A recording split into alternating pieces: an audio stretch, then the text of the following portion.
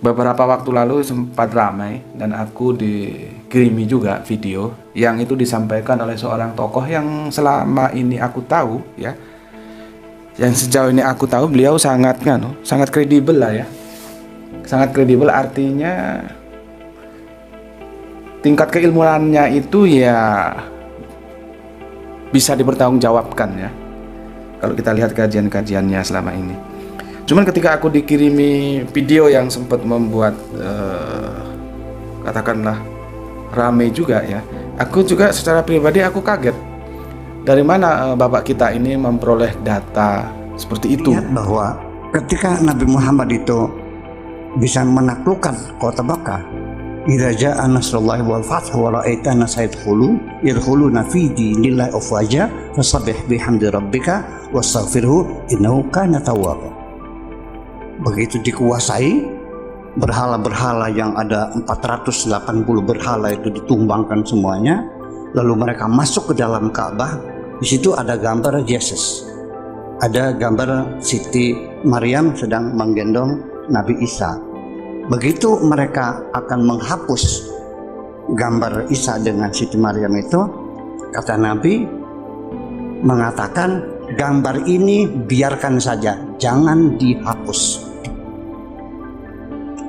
Ini ada di kitab Akhbar Makkah lil Wahidi. Kenapa gambar Nabi Isa tidak boleh dihapus, berhala boleh ditumbangkan? Ada apa? Ini menjadi harus kita jelaskan.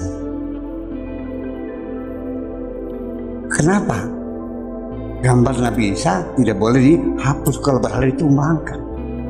Jadi artinya betapa dekatnya hubungan Nabi dengan para Nasrani itu, dan pada Yahudi juga nggak ada masalah.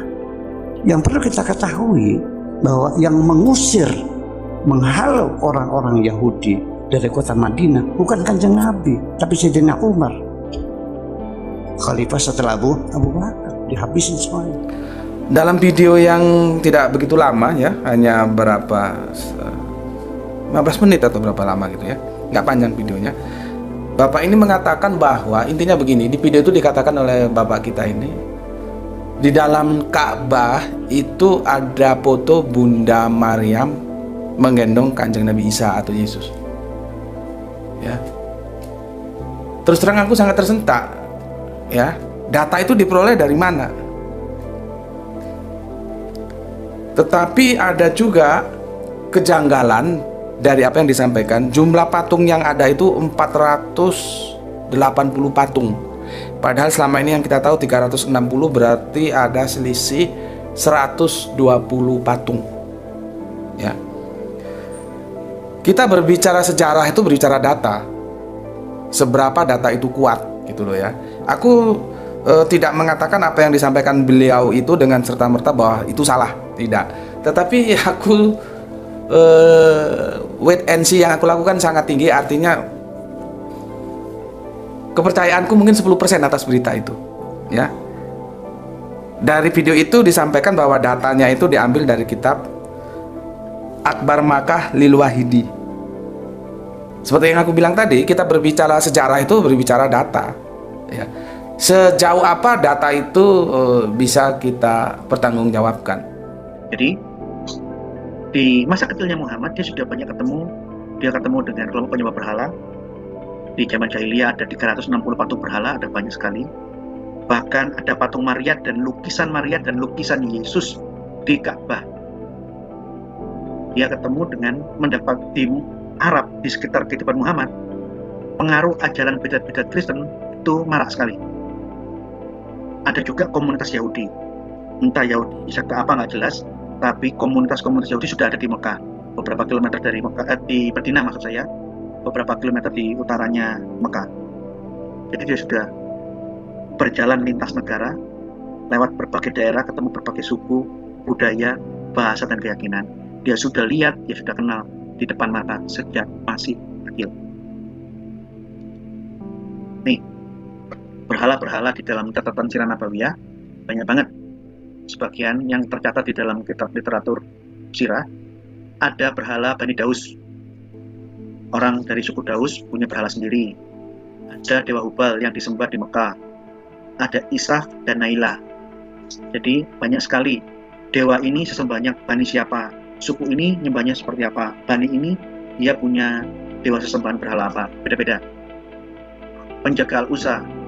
Al-Uzza ini salah satu putri-putrinya Allah di dalam Arab Jahiliyah. Orang Quraisy dari Bani Kinana, dewanya berhalanya adalah Al-Uzza. Dan mereka menempatkan dari kelompoknya Bani Kinana ada sub-sukunya dari Bani Saiban, suku Bani Hashim yang menjaga patung dewa berhalanya Uzza ini. Nih, ada kelompok lain yang menyembah dan menjaga berhala Alata.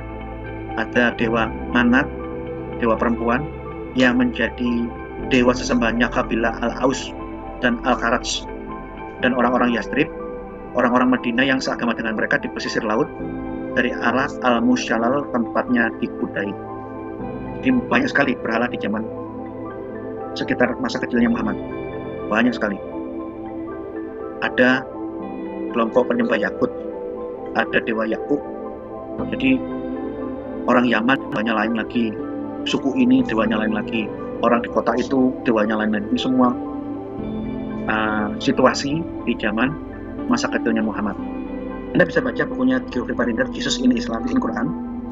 Dia jelaskan bahwa ada sekte Kristen, sekte sesat, bidat-bidat wanita Kristen Arab yang tinggal di Mekah, yang mengagumi Maria dan menyembah Maria sebagai istrinya Allah. Jadi tritunggalnya mereka di dalam nama Allah Bapa, Allah Mami, dan Allah Anak, dan anaknya, kira-kira begitu. Nih.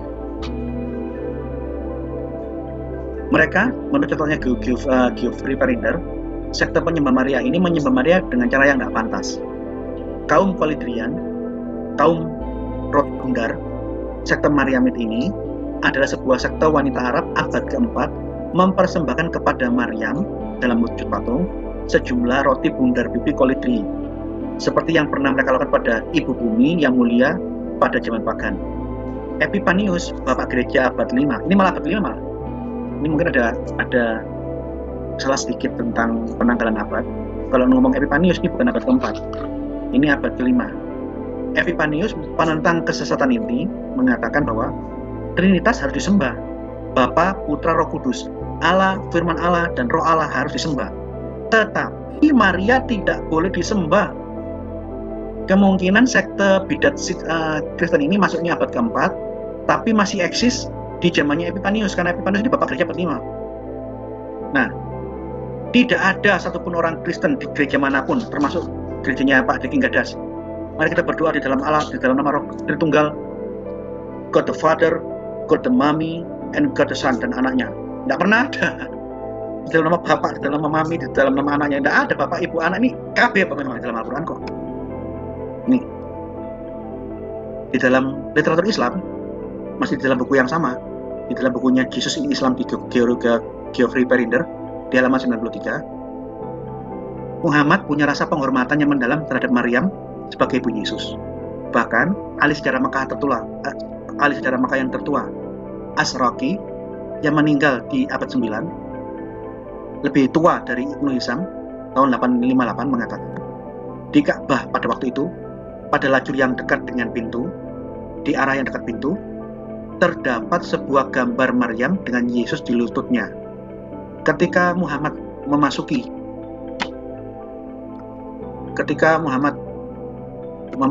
Mekah dengan kemenangan penaklukan kota Mekah, mengambil alih kota Mekah, ia memerintahkan hancurkan patung-patung yang berada di sekeliling Ka'bah dan hapus semua lukisan-lukisan para nabi dan malaikat. Namun dikisahkan bahwa ketika para pengikutnya mulai membersihkan, mencuci lukisan-lukisan nabi, dewa-dewa, malaikat-malaikat di sekeliling Ka'bah itu dengan air dari sumur Zam-Zam, Muhammad SAW meletakkan tangannya di atas gambar Yesus dan Maria, lalu berkata, "Cucilah semuanya kecuali apa yang ada di bawah tanganku."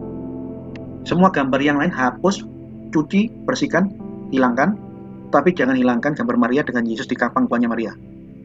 Apakah kisah ini benar atau tidak? Katanya Geoffrey Parinder. Enggak. Ini benar apa enggak kisahnya? Enggak. Yang jelas riwayat ini menunjukkan bahwa Muhammad memberikan penghormatan terhadap Yesus dan ibunya.